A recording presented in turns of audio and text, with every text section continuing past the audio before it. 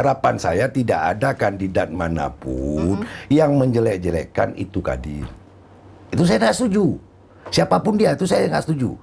Tapi sebaiknya orang Aceh dan bertempat tinggal di Aceh. Kalau dia orang Aceh, tapi tinggal di luar Aceh, apalagi bukan orang Aceh, tinggal di luar Aceh,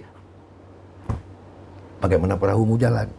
Harapkan kepada calon yang sudah mengembalikan formulir, biarpun belum kita putuskan siapa-siapa nantinya yang akan bertanding, kita harapkan bersainglah secara fair.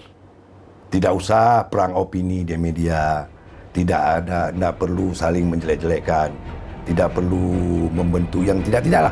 Silakan kerja dengan menggarap pemilih suara.